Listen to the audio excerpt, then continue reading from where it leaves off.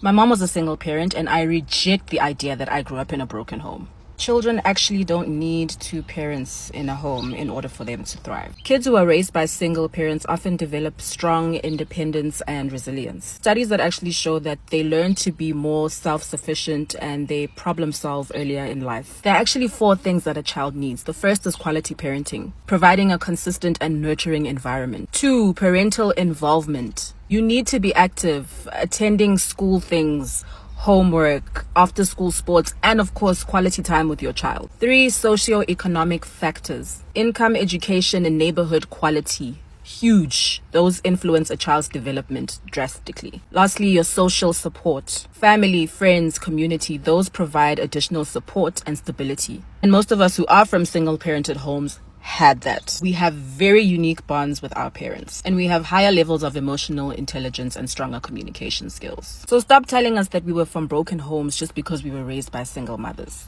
There's nothing broken about us. Well, so I think you've heard whatever she said, but I may strongly disagree with her. Ladies and gentlemen, brothers and sisters, welcome back to my YouTube channel. This is Awake in Africa, and I'm your host, Bemu. This is where we have thought-provoking and sober conversations about the black community, the black society. And I watched this video and other couple of videos about broken homes, and later I watched a documentary that I also let you watch it about why was the issue to do with broken black homes happen at a very high rate in the United States. So before I go on, I'd like us to watch another video that gives us statistics about broken black homes in the United States. Broken homes in the United States actually have a higher rate on the black side compared to the white homes. So let us get down to this video. Let us watch these videos faster, and then I'll come back with my commentary. Let's look at which states have the highest share of single mom households in the US. Mississippi leads with 24%, followed by Louisiana at 23%. Utah has the lowest rate at 9%. Due to cultural and religious influences. The national average is 17%, but there's a clear trend. States with larger black populations tend to have higher rates. I hope you've heard that. States with black community tend to have higher rates, and this is exactly my argument, right? Black homes tend to have broken families. You find that these homes are mostly headed by single mothers. And what brings about all this thing? Now, guys, I'll ask gladly, kindly, if this is the kind of content that you really like to watch, then consider subscribe to this channel. And then after that, don't forget to turn on post notifications so that every time I post a new video, you'll be the first person to get to watch it. And now, I promised you that there is a documentary that I'd like you to watch.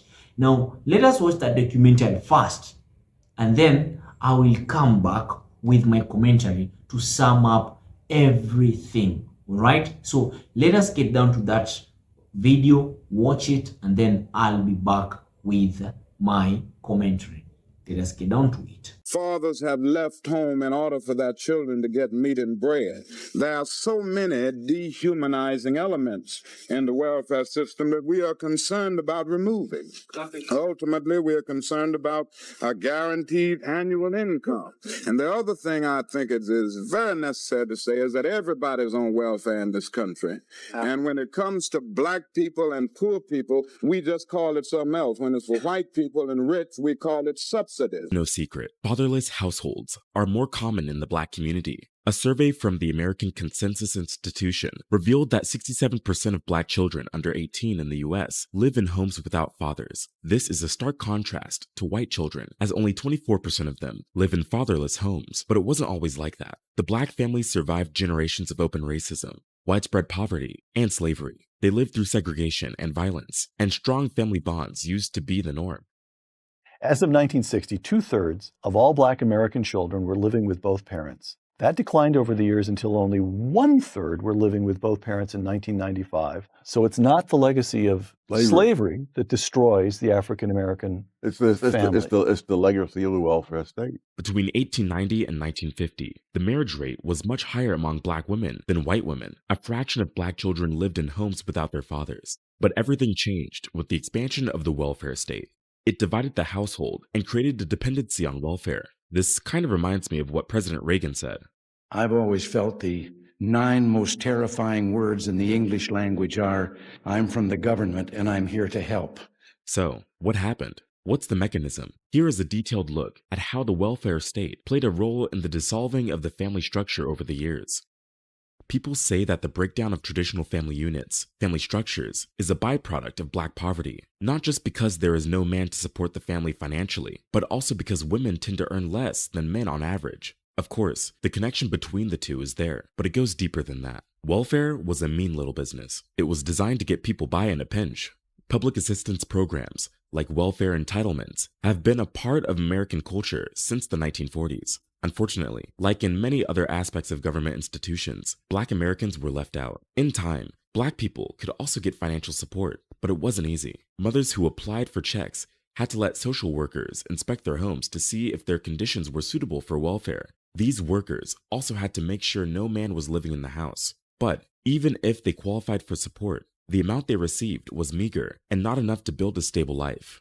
In the early 1960s, welfare was not yet common, even in the most impoverished Black communities. In the decade that followed, the number of Black people on welfare went up by 169%. They further increased by 30% from 1970 to 1975. In 1972, New York City, almost 1 out of every 6 residents was on welfare. A major portion of these households were Black. Although Black people were only around 1/10 of all Americans, they made up almost 50% of all welfare recipients by the late 70s. A recent UNICEF report showed that many children under 18 in America struggle financially, and African American children are nearly 4 times more likely to be in poverty than white children. Though the number of families receiving cash assistance has decreased since 1996, child poverty rates for Black children in the US remain high. This outcome is not by accident. I studied the evolution of social welfare policies in the US from the New Deal to the 1996 reforms and found that these policies have been discriminatory from the start. And a lot of people can confess to that. This led many Black families to fall into cultural and economic ruin. In a short period, healthy Black people started relying on government assistance to achieve some level of normalcy. But within the city slums, that normalcy was impossible to get. Black children barely knew their fathers, and most were raised by unemployed and unmarried mothers stuck in a cycle of poverty and modest paychecks. This marked a significant shift in Black American history. The consequences were severe for the next generation. Let's start with the Social Security Act of 1935. It was introduced during Franklin Roosevelt's administration.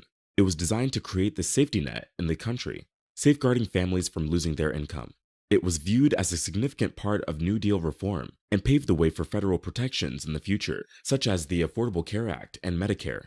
This policy had 2 main parts. The first part had social insurance programs that provided financial support to dependents of deceased or incapacitated workers and Social Security for retired older Americans. The second part comprised means-tested public assistance programs, initially known as Aid to Dependent Children and later renamed Aid to Families with Dependent Children.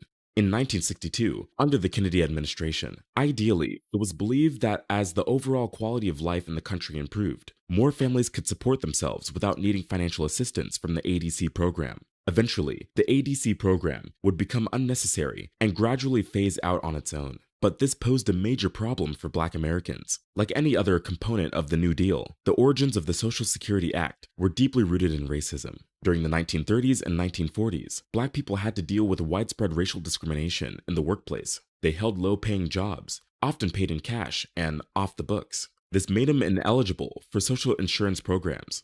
The ADC program was an extension of state-run programs that supported widowed mothers, but mostly benefited white widows. The states decided eligibility and need, and since the separate but equal doctrine was in place, Blacks were still excluded from fully participating. Jim Crow laws and the separate but equal doctrine led to a system with different services for whites and Blacks. But, as we all know by now, they were far from equal. states made efforts to cut down ADC enrollment and costs. They proposed residency requirements to prevent blacks from the South from qualifying for the program. In 1935, there was a hearing on a bill, and the NAACP, an organization that fights for civil rights, expressed their concerns. Southern politicians wanted to exclude agricultural and domestic workers from the bill. This meant that many black workers couldn't get the support they needed. This exclusion would particularly affect black sharecroppers and cash tenants, who were already struggling to make ends meet. Even though the NAACP was highly against it, the Social Security Act was approved. That's why 65% of African Americans nationwide were not eligible for benefits, and an even larger percentage of these black families in the South were excluded from the program. In the 1950s and 60s, things got even worse for black families. Welfare checks incentivized single-mother households, and there was one rule that ruined it all. The man in the house rule. Black families have long been the victims of income inequality and bad government policies. The irony, of course, is that conservatives pushed black mothers to break their families to get welfare. Before 1968, many states and administrative agencies created and enforced the man in the house rule. This rule basically meant that if there is a working or healthy man in the house, the government can't help you. And they would go as far as to send welfare workers to visit the homes without warning to check if a man was present. If they found any evidence whatsoever, families lost their welfare benefits. Over the years, the welfare state started dissolving the family structure, slowly but surely. A man who can't get a decent job and provide a substantial income suddenly believes that his family is better off without him. So, if a man were to lose his job, he literally had to leave the house so his children could get government surplus peanut butter, beans, and cheese. On the other hand, if either the woman or the man, or both, were irresponsible, they faced no consequences for their actions. And it was the taxpayers who ended up paying for it. These things aren't exactly designed to keep the marriage intact. They are meant to divide people. The harm done to the children was massive. Many children experienced the hurt from broken families at such a young age. In 1960, just 33% of black American children didn't live with two parents, but by 1988, that rate went up to 61%. In that time, the proportion of black children born to single mothers rose from 23% to more than 60%. This is exactly why we can't judge government policies based on their ideals, but based on their results. And these results, well, left a ton of households fatherless. I mean, think about it. What would the result have been if this welfare policy had required the opposite of that? That both parents live in the same home and care for their children to receive government assistance. The welfare state did what slavery couldn't do. It broke families apart. And broken families fuel poverty. The structure of the family can influence the choices children make. For example, boys raised without their fathers are more likely to drop out of school, get violence, use drugs, or go to jail. Girls are more likely to have a child out of wedlock or engage in sexual activities at a very early age. These children are also more prone to mental health problems, which can affect them as adults. A psychology test detailed in Roy Baumeister and John Tierney's book, Willpower, showed that children from fatherless households were more likely to settle for a small prize straight away. In contrast, children with fathers present were more willing to wait for a bigger prize. Experts from the Northwestern Institute for Policy Research challenged that these effects are primarily due to dangerous neighborhoods or poor schools. They found that the direct effect of family structure itself played a more significant role. As marriage rates declined among the poor and working class in the US, the institution of marriage has remained strong among the wealthier population, with similar rates to those from 50 years ago. At the same time, the decrease in marriage among the working class has led to a significant rise in out-of-wedlock births, often to couples who are living together without being married. This happens because people view marriage as an ideal situation, but feel it is unachievable, yet they still want to have children. In the mid-1980s, the rates of fatherless households dramatically increased. Today, just 44% of black children live with their fathers. Also, a lot more black children are born outside of marriage. The rates of such cases went up from 24.5% in 1964 to 70.7% by 1994, which remains at a similar level today. Many people blame the expansion of welfare programs for the breakdown of black families. Since 1935, people have had access to cash welfare, but this welfare was quite modest and not enough to cover any of the living expenses. With Johnson's Great Society, which began in 1964, welfare benefits became much more generous and controlled. When I mean controlled, I mean crazy. The man in the house rule discouraged marriage because it provided welfare assistance to mothers if no man was living in the house. If a mother married an employed man, even one earning the minimum wage, it jeopardized her financial support. These benefits were huge. The Great Society programs offered a way out for low-income black families. This could be why, in 1964, only 7% of American children were born out of wedlock, compared to the current rate of 40%. So basically, the government urged mothers to keep fathers out of the home and paid them well for doing so. Shifts in the labor market and deindustrialization greatly impacted job opportunities, especially for low-skilled workers. It hurt both whites and black people, but black communities were the most affected. Here's an example. Imagine a city like Detroit, where the manufacturing industry was the top employer, and many black men held manufacturing jobs. Here, in the 1970s, 56% of black men were in the manufacturing industry, but by 2000, it dropped to 26%. Over the years, technological advancements and economic shifts created a demand for skilled workers in other sectors, like healthcare or technology. These new jobs required a higher level of education and specialized skills. The problem was the lower level of education among black men on average. As jobs increasingly required education beyond high school, black men faced many challenges. This made it harder for them to adapt to the changing job market and find new employment in other industries. White men were better equipped to handle the changing job market. They had higher education and a greater chance of securing well-paid jobs in emerging industries. Then there was the 90s gear change. In the late 1990s, efforts to reform the AFDC program took on more subtle forms of racism. Critics claim that the program encouraged out-of-wedlock births, irresponsible fatherhood, and dependency across generations. During this time, there was a lot of public concern about the cost of welfare programs. Some people believed that the programs contributed to rising taxes and national debt. It tapped into public fears and created a seriously negative perception of people who received welfare. There were a lot of misconceptions and stereotypes about those who lived in poverty. So, the reform bill that was eventually passed replaced the AFDC with TANF, Temporary Assistance to Needy Families. The new bill imposed stricter work requirements, expecting single mothers to find work within 2 years of receiving benefits. There was also a 5-year limit on receiving benefits. To promote traditional family values, teenage mothers didn't receive benefits. But that was not all. If a father were to fall behind on child support payments, they could face threats of imprisonment. The bill restricted the use of federally funded TANF for certain groups of immigrants. There were also eligibility limitations on Medicaid, food stamps, and supplementary Social Security income, SSI. These measures were just too harsh. They made it difficult for families in need to get proper financial support. Instead of addressing the root of poverty and creating new employment opportunities, it just punished those who already struggled financially. Well, today, modern problems require new solutions. According to Forbes, the economic status of Black Americans is still far behind compared to white people in terms of stock ownership, net worth, income, home ownership, and other metrics. In the United States, Black workers earn about 30% less than white workers. Almost 50% of Black workers are working in retail, food services, healthcare, and accommodation, and a huge chunk of these workers are doing lower paying services. Imagine getting paid more than 40% less than white men for doing the exact same job.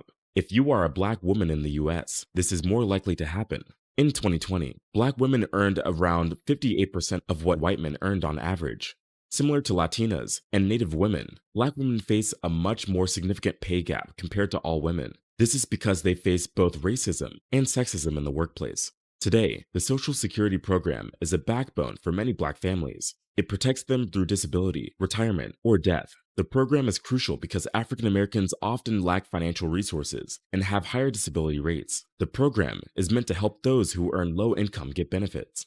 Those who heavily rely on Social Security are older Black people with lower lifetime earnings and fewer pension benefits. For example, in 2017, 35% of married and 58% of unmarried older Black people received 90% or more of their income from Social Security. Despite its importance, Black Americans still benefit less overall from the program because of the ongoing pay disparities and shorter life expectancies. These factors result in lower lifetime earnings and, in turn, reduce the total benefits received from Social Security. In 2005, President George W. Bush wanted to make some changes and planned to privatize the program. But the NAACP responded with a nationwide campaign called SOS, Save Our Social Security, and partnered with the Congressional Black to keep the program safe. It worked. Social Security is still an important support system for countless families. Unfortunately, our country has made very few efforts to reduce the disparities in wealth and income between Black and white households. Despite laws against pay discrimination, Black men earn 83 cents and Black women earn 62 cents for every dollar earned by white men. Also, practices like redlining or housing discrimination have made it nearly impossible or much less profitable for Black families to own homes. These structural barriers create fewer opportunities for Black people to accumulate wealth and save for retirement. When the pandemic hit, Social Security became even more critical. Many Black adults lost jobs, and many small businesses were forced to close. The coronavirus made it very difficult to keep up with mortgage or rental payments. The thing is, today, more Black Americans are more likely to enter a church to go to a funeral than to celebrate a wedding. Fatherless homes, declining marriage rates, and high divorce rates are challenging the Black community to the core. Imagine as a young child living in poverty with a single mother in a poor and drug-infested neighborhood. Over the years, you would have witnessed how this would impact your chances of success, like finishing high school and getting a good job. Because of this, many Black children are raised with little expectations or a sense of hope. Now, some might argue that it takes a village to raise a kid, but in reality, the urban public housing village is drenched in toxic influences like violence, drugs, and bad role models. And in that village, fatherless boys are left alone to figure out what it takes to be a man. So, where do they look? To one another. And in many cases, they turn to gangs and the streets. Girls' lives, too, are deeply damaged in fatherless households. Without a father figure, young girls can experience psychological and emotional challenges. They can have lower self-esteem and struggle to form healthy relationships with men. Teen pregnancy is a common problem. They can also struggle with economic hardships and poor academic performance. For things to change, we need to acknowledge that the absence of Black men is damaging countless households. To fill this void, it is essential to reunite fathers with their children, but also to teach the younger generation the value of family structures. But this is something that will take time and a lot of effort. All in all, the US welfare system is a clear reflection of its economic policies and the nation's long history of racism. From the very beginning, the policy excluded Black Americans who were already struggling financially. The man in the house rule only made things worse, which greatly impacted Black households. The expansion of welfare led to a decrease in fathers' involvement in raising their children, leaving mothers to struggle alone in jobless poverty. This created a new reality for poor Blacks, where work became optional, fathers were rare, and dysfunction became common. The lack of family loyalty and work ethic led to a new oppositional racial outlook among young Black males who often resorted to crime. Now, years later, the impact of the rule can still be felt. A lot of Black children have grown up without a father, and they can easily go astray. The situation is hard for overworked and exhausted single mothers. The more children they had, the harder it was to get a job. I just want to point out the brutal reality that led to such circumstances. Hello folks, welcome back to the video, and I hope we've all watched that documentary and we've understood each and everything, right? So something that has come out from the documentary clearly is the social welfare that was designed by the government. It was like a calculated move to break these Black homes. Why? Because these welfare policies, the systemic racism and economic shifts eroded the Black family structures, leading to increased fatherless households, poverty cycles, and long-term community challenges. Because it was like, oh, you want the social welfare help now? We are here, we are to your place. Let us check everything. Let us confirm that you need this help. Let us confirm that you don't have a husband, you don't have a man living in your house. So why is it that for the Black person to get this help, all right? For the Black person to get help, for this Black woman to get help to support her family, it was a must for her to be a single mother. That sounds diabolical, for real. And the historical and socioeconomic factors contribute to the breakdown of Black families, particularly on the welfare state, with the introduction to these challenges that these Black families face. While introducing this video, I showed you a video of a certain lady talking about being raised by a single mother. Doesn't mean that you were raised, you come from a broken home, or you grew up from a broken home. It's simply that, and I don't mean this. I don't talk about this to offend someone. Of course, I'm really sorry. I feel it for you guys who grew up in broken homes or broken families, because something that this lady was talking about is, she was talking about these kids growing up from broken homes, becoming emotionally stable and mentally stable, which most of the times is not the case. Yes, you might find that these children grew up to become mentally stable. They have higher emotional intelligence. But research and statistics has it that kids who grow up in broken homes, they have a lower emotional intelligence, right? And then their mental stability is not, it's not they have mental instability because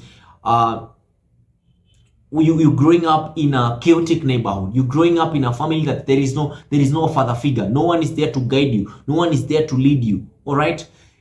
You find out that this is the reason as to why you find 7 out of 10 men, 7 out of 10 black men by 1990 were always in the prison. Why? Because they don't have a father figure at home. They have no one to guide them. And this is because, like, sometimes it's just crazy because how, you, like, explain to me so that I can understand, like, a 2-year-old, like, why would you decide to give help to someone who is not, like, why would you want to give help to someone just because they don't have a husband? Like, I don't know how to put this, but I'm just trying to think or put things together. Like, for someone to get help, you must come from a broken home, or you must not have a husband. Like, the history has always been so chaotic on the black community. Like, I don't think if the US government ever wanted to see black community thrive. They never wanted a black community to thrive because poverty, family structure, and socio-economic conditions affecting the black communities, guys, these things are just out of hand, right? And according to the video, by the late 1970s, African Americans constitute a significant portion of welfare recipients, reflecting broader socio-economic struggles. Because, of course, if you want help, then show us or prove to us that you don't have a husband, or you don't have a man living with you. And what is the impact of this? Some of these kids growing up without their fathers, a good percentage of them, they end up becoming street children. What happens in the streets? They engage themselves in crime. What will happen to the boy child? The boy child will find himself in jail. What will happen to the girl child? The girl child will find herself a single mother at a very tender age. And in total, or the bottom line is, you'll find out that these kids, most of them, they won't be able to finish high school, or they won't be able to attend school or get education. And what is the outcome of this? These kids won't be able to acquire good or decent jobs. Therefore, these jobs end up being taken away by the white community. All right. So it was a systematic, calculative move by the federal government to come up with this social welfare thing, so that they can have these black families disoriented, broken. All right. Because I think there is something that they fear, because all along through the racism phase, the black community has always been together, following their culture and sticking to their values, staying together, living together. Like, there is no community in this world you'll find them living together like the black community. People love living together, and it is part of our culture, by the way. We love living together. So when people live together, there is that unity.